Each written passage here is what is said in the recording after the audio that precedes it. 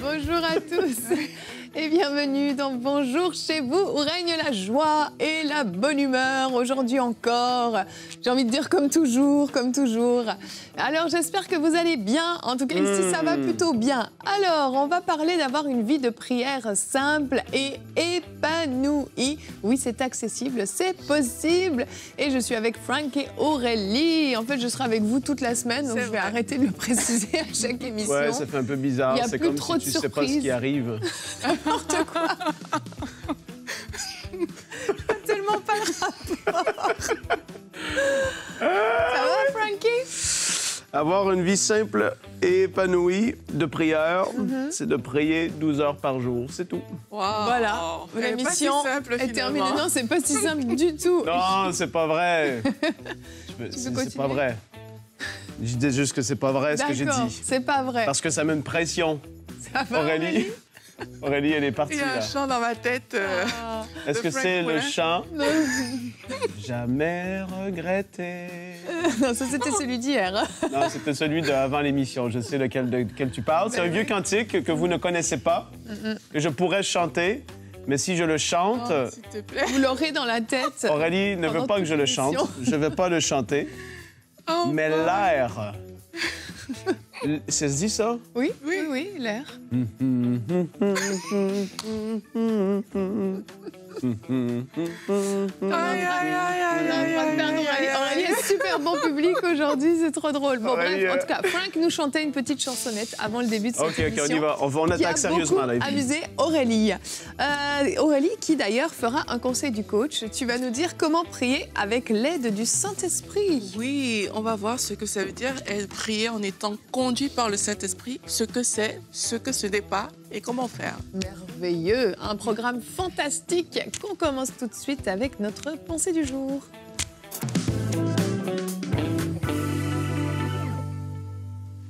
Comment va ta vie de prière aujourd'hui? C'est la question que je te pose. Et 3 éléments que je veux voir avec toi pour pouvoir développer une vie de prière simple. Puis aussi pouvoir adresser parfois certains trucs qu'on a pu croire ou entendre qui peuvent être parfois poussés de manière démesurée. Et là, on se met un lourd fardeau sur les épaules de, comme je l'ai dit au début de l'émission, devoir prier des longues heures. À un moment donné, c'est important, mais il y a un temps pour toute chose. Donc, premier point que je veux voir avec toi, c'est justement de commencer avec des temps raisonnables. À un moment donné, si tu commences à développer cette vie de prière, peut-être que tu en as déjà une, mais peut-être aussi, il y a beaucoup de peut-être dans ma pensée aujourd'hui. Evelyne, je ne sais pas si tu as vu, il y a beaucoup de peut-être. Continuons. Peut-être que ta vie de prière se résume plus au temps de prière à l'Église, ce qui est une bonne chose. Mais est-ce que dans ta vie personnelle, toi, tu as des temps de prière personnels avec Dieu? Est-ce que tu en as? Et si tu en as pas, peut-être que tu veux commencer à la mettre en place. Peut-être que tu en avais une routine dans le passé et que là, ça l'a fait et c'est plus là. Aujourd'hui, première des choses, commence avec un temps raisonnable. 5 minutes, 10 minutes, 15 minutes, 20 minutes, 30 minutes peut-être. Où est-ce que tu en es? Où est-ce que tu es rendu? Peut-être ça peut sembler tellement petit, 5 minutes, mais vaut mieux 5 minutes que 0 minutes. Ça, c'est une citation pour toi, Evelyne, aujourd'hui, que je viens de... Je l'ai reçue. Elle est forte.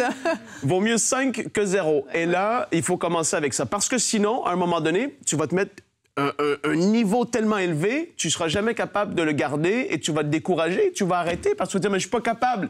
Ben, c'est parce que tu dois commencer trop élevé. Par contre, à un moment donné, il faut maturer et il faut venir qu'à avoir des temps qui vont être plus longs parce que même Jésus, dans Matthieu 26, a dit...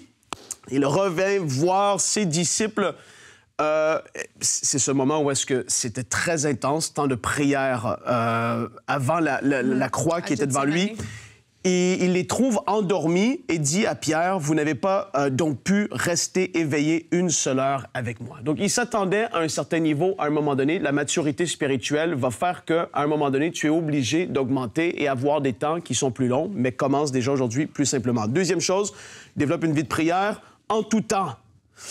Comprends que Dieu est toujours là avec toi. Super important. Tu n'es pas obligé de toujours parler à haute voix. Tu es au travail, tu es en train de manger, tu es en train de marcher dans le couloir, tu es dans ta voiture. Moi, c'est quelque chose que, en fait, je suis assis à mon bureau et parfois, je suis seul dans mon bureau. Et là, je pense, je suis en train de travailler et là, soudainement, ouais, Seigneur, ouais. Et là, ça se passe en dedans. Mais je suis en train de parler avec lui. Et c'est une forme de prière, de dialogue et d'échange avec lui. Et tu es assis, et là, tu es en train de réfléchir à la famille, au travail, assis. Et là, ouais, Seigneur, là, ici. Et tu commences à... En fait, en tout temps. Je veux juste t'encourager par ce simple point de pouvoir déclencher en tout moment un dialogue avec Dieu. Sans demander, mais d'échanger, de l'inclure dans ta réflexion, dans ce que tu es en train de faire aujourd'hui au travail, dans ta famille, à un moment donné. Sois ouvert à tout moment à pouvoir être saisi par l'esprit. Je me rappelle de des discussions, les filles, où est-ce que je peux parler avec des gens. Et là, on est en train de parler, on rit comme on fait souvent, et soudainement, moi, personnellement, je sais quand le Seigneur me parle ou me visite, alors qu'on parle de des choses tellement terre à terre, mais soudainement, je suis saisi par l'Esprit parce que, en fait, je veux qu'en tout moment, il puisse passer à travers de moi pour parler dans la vie d'une personne, mais aussi que moi, je puisse lui parler à tout moment. Oui. Et ça, c'est un style de vie à développer. Et troisième des points, très simple, prier en langue à tous les jours parce que, comme on le dit, l'appétit vient en mangeant, mais l'envie de prier vient en priant. Et alors que tu vas prier en d'autres langues, ça ne te demande pas beaucoup. C'est n'importe où. Ton intelligence demeure stérile. Tu es en train de conduire, tu pries en langue. Et le plus que tu pries en langue, tu te construis premièrement. On a fait des émissions là-dessus. Tu es en train de t'édifier toi-même. Tu pries des prières parfaites. Mais dans cette pensée, ce que je veux te faire comprendre, c'est que la prière en langue est une des rivières qui va t'amener le plus rapidement dans la présence de Dieu possible. J'ai envie de dire, il y a différents moyens, la louange, l'adoration, les chants qui vont être faits, le fait d'écouter une adoration va t'amener dans la présence de Dieu, mais le fait de prier en langue, c'est comme si tu es là, tu fais ta vie, tu commences à prier en langue et c'est comme si tu te lances dans une rivière qui va te porter et t'amener dans sa présence. Et la prière en langue fait ça. Et donc, alors que tu vas commencer à prier en langue plus régulièrement, parce que c'est simple, parce que c'est ton privilège, c'est ton droit en tant qu'enfant de Dieu, ça va faire en sorte que tu vas avoir envie encore plus de prier. Parce que tu pries, tu te dis, mais comment j'ai fait pour ne pas prier pendant les 5 derniers jours? Comment j'ai fait pour ne pas... C'est comme quelqu'un qui, à un moment donné, mange... Ça fait 3 jours que j'ai pas mangé, c'est tellement bon. Ah, wow, c'est extraordinaire. Et bien, c'est pareil avec la prière. À force de prier, tu vas vouloir de plus en plus prier parce que tu vas voir des percées, tu vas voir les bienfaits que ça va apporter, mais c'est pas obligé d'être compliqué. Je l'ai expliqué simplement. Je sais pas si pour toi, maintenant, c'est plus simple encore, Evelyne. Moi, j'ai une question. Vas-y. 5, 10, 15, 20, 30. Il faut chronométrer son temps de prière, alors? Non, mais tu peux te mettre un objectif, et je suis pas contre ça. Au début... Ça peut sembler très, très drôle, hein? Mais tu peux vraiment dire, je prends là, les 5 prochaines minutes et là, j'oublie toutes les autres choses et tu pourrais, si tu voudrais, mettre un chrono, tu pourrais, je serais pas contre. Okay. Et tu pourrais, et puis après, tu vas voir que à 5 minutes, tu vas faire, c'est déjà fini.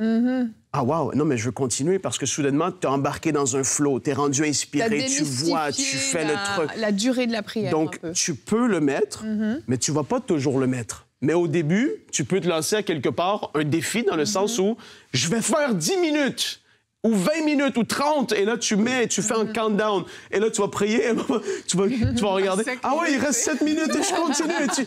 Mais c'est pas un style de vie, personne ne fait ça tous les jours. Mais c'est pour commencer une forme de cadence et d'instaurer quelque chose dans ta vie. Intéressant, merci Frank.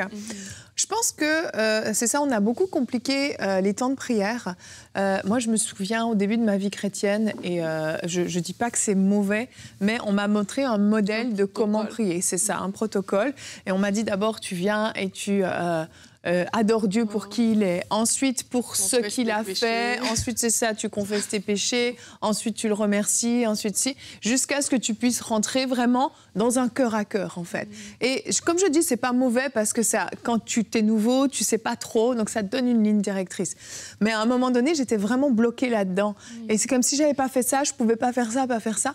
Et il y avait pas d'intimité. Ouais. Et en fait, jusqu'à ce que je réalise que, en fait, Dieu, c'est mon Père. Je peux avoir une conversation avec lui. Il n'y a pas tout un protocole à avoir. Et Jésus, quand il a parlé à ses disciples, dans Matthieu 6, au verset 6, il a donné une explication. Il a dit, mais quand tu pries entre dans ta chambre, c'est notre verset du jour, ferme ta porte et prie ton Père qui est là dans le lieu secret, et ton Père qui te voit dans le secret te le rendra. C'est hyper simple en fait. Ouais. Il n'a pas mis une liste de choses à faire, c'était très simple. Et en fait, j'avais vraiment envie de faire ce thème parce que je crois que des fois, on a cru que la prière, c'était de hurler dans sa chambre et que tout le voisinage nous entendait. On a mélangé... J'ai fait ça quand j'étais jeune convertie. Ben, on l'a tous fait. Mais en fait, on a mélangé le combat spirituel et la prière. Le combat spirituel, oui, tu vas des fois te mettre en colère, tu vas parler fort, tu prends autorité, et puis oui, ça peut être un peu intense. Mais la prière, comme tu le dis, Frank, ça peut être hyper simple. Dans ton bureau, dans ta voiture, sous la douche, n'importe quoi. D'autres fois, ça va être parce que tu es passionné, tu pries intensément, mais ça ne veut absolument rien dire le niveau du volume versus la puissance qui se dégage de ça. Et il y a vraiment des moments où est-ce que, autant que moi, je parle fort et je peux prêcher fort, mais il y a des moments où est-ce que c'est très silencieux. Et c'est un dialogue qui se fait entre moi et Dieu, et même qu'il y a des moments où dans la vie de prière, c'est comme si, quand on parle de prier, il faut toujours que tu sois en train de dire quelque chose. Il y a tout le temps quelque chose. Et s'il y a un moment de creux, c'est comme si ça n'a pas marché, c'est fini. Mais pourtant, dans des temps de prière, il y a des moments où tu es silencieux et tu es en train de l'entendre, de l'écouter. Sinon, il n'y a pas de dialogue. Sinon, tu es juste en train de bombarder tout le temps. Et pour d'autres, et là, je veux même mettre au défi, parce qu'il y en a qui, à tous les coups qui prient, ça peut sembler drôle, hein, mais c'est toujours la même intonation et toujours les mêmes choses qui sortent et qui sont dites. Commence à prier et aujourd'hui, je te mets au défi de lui parler simplement comme si tu parles avec ton ami, ton père ou peu importe, et parle-lui comme ça. Comme un Père, confident. je veux vraiment aujourd'hui, j'ai besoin de parler avec toi. Je ne suis pas en train de crier, je ne suis pas en train d'hurler, Non, c'est une discussion. Et essaie de casser ça, en fait. Ça, c'est une forme de défi parce que vraiment, qu'est-ce que tu as dit, Evelyne, c'est très, très vrai. On peut être mis dans une boîte. Parce qu'à l'Église, c'est comme ça que ça se fait. Et c'est pas mal dans certains contextes. Mais à la maison et dans ta vie de prière normale au quotidien... La prière en groupe et la prière seule n'est pas du tout la même. Toi, c'est quelque chose que tu me dis souvent, Aurélie. La façon dont vous m'entendez prier, c'est pas du tout comme je prie quand je suis seule. Non, parce que quand tu es dans une dynamique où tu dois pousser les autres dans la prière, si tu viens chuchoter, ben, c'est sûr que tout le monde va dormir. Tu vois, mais quand tu es dans ton intimité personnelle avec Dieu, là, c'est ton cœur qui doit parler à Dieu. Il faut être authentique. Tu ne vas pas porter un masque. Tu n'es pas devant, je ne sais pas, des gens en train de prier. Tu es juste avec ton Père céleste. Et moi, je veux encourager les personnes à vraiment enlever le masque, enlever les apparences. De toute façon, Dieu sait tout sur nous. C'est ça, tout ce qu'on met autour, comme s'il fallait qu'on ait une certaine prestance dans la prière, qu'on se comporte d'une certaine manière, des choses qu'il ne faut surtout pas dire, qu'est-ce que je dois dire.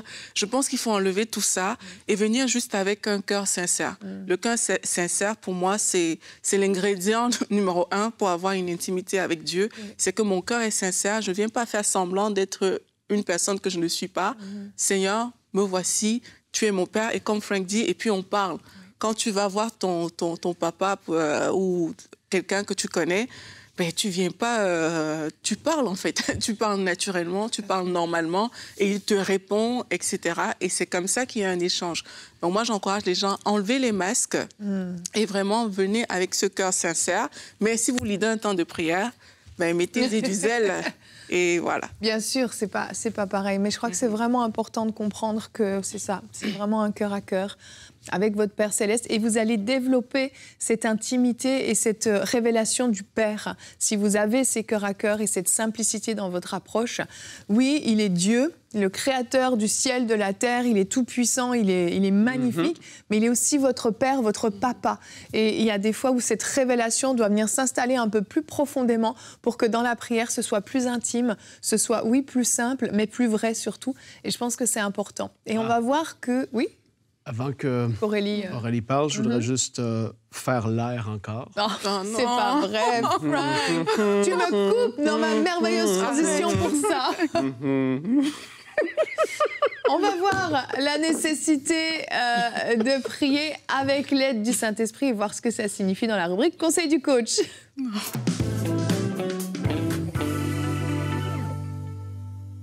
Ne regarderai pas Frank pendant cette rubrique. Donc, oui, comment prier avec l'aide du Saint-Esprit? C'est la question qu'on est en train de répondre. Ou alors, comment prier en étant conduit par le Saint-Esprit? Donc, ce qu'on va faire, c'est on va voir ce que ce n'est pas, et puis on va voir ce que c'est, et après, on va voir le comment. Alors, qu'est-ce que ce n'est pas?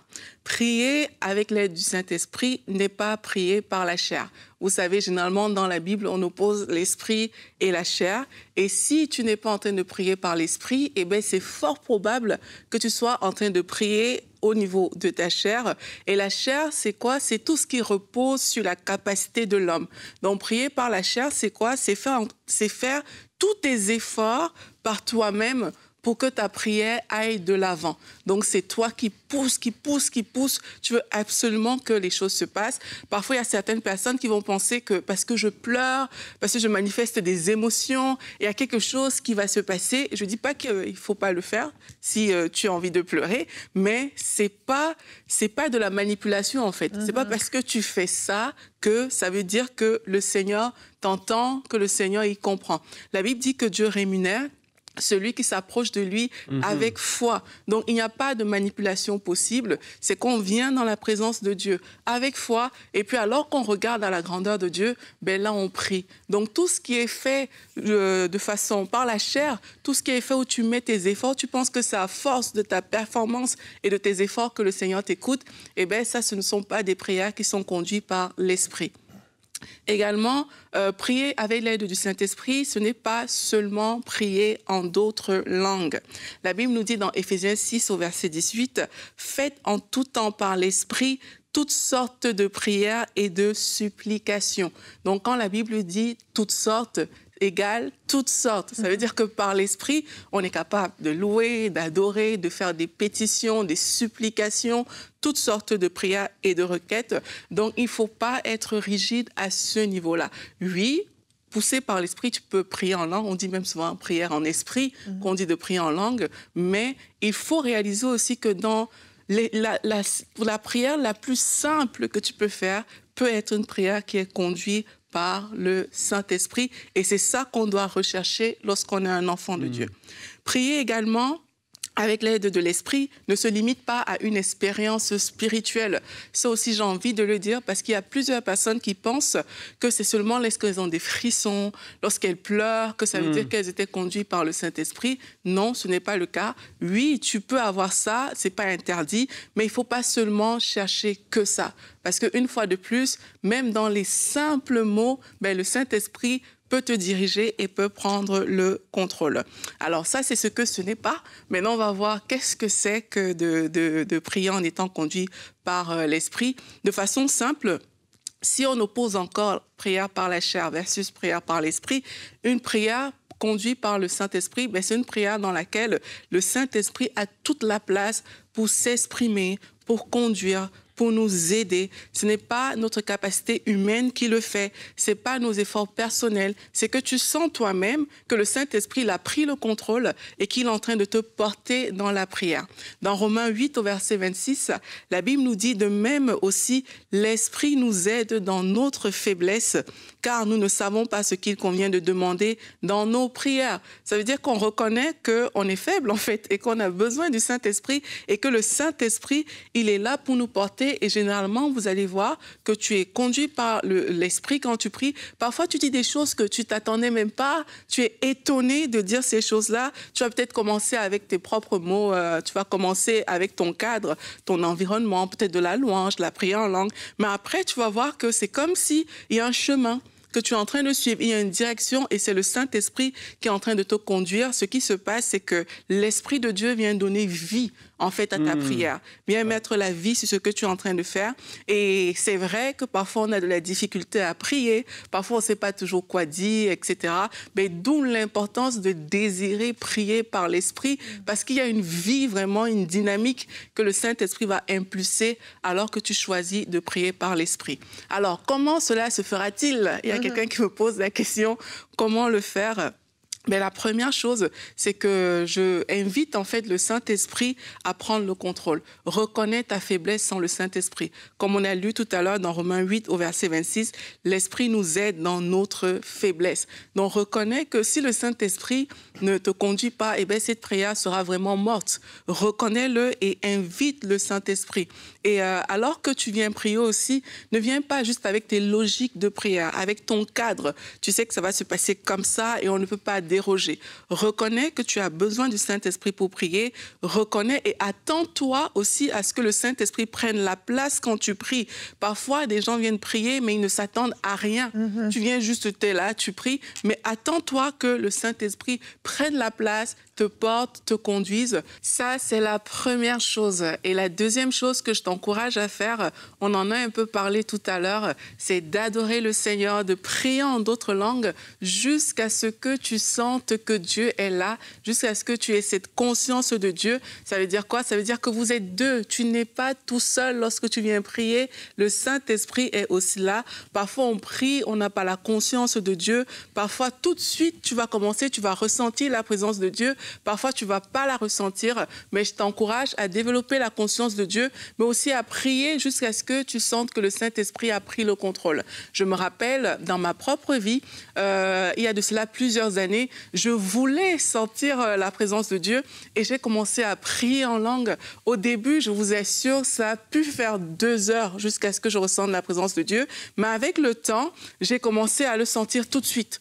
Tout de suite, dès que je veux prier, ben, je commence à le ressentir. Et encore aujourd'hui, parfois, OK, ça va me prendre un certain temps pour rentrer là-dedans. Mais à un moment, tu sens que, OK, je l'ai. Et plus tu vas le faire, plus tu vas le sentir plus tôt. Donc, je t'encourage à payer ce prix. Adore le Seigneur, prie en langue. Et à un moment, tu vas sentir que le Saint-Esprit a pris le contrôle. Et alors, tu pourras prier et suivre la direction où le Seigneur va te conduire. Donc, mon troisième point aujourd'hui pour t'encourager aussi, c'est ne suis pas ta feuille de route.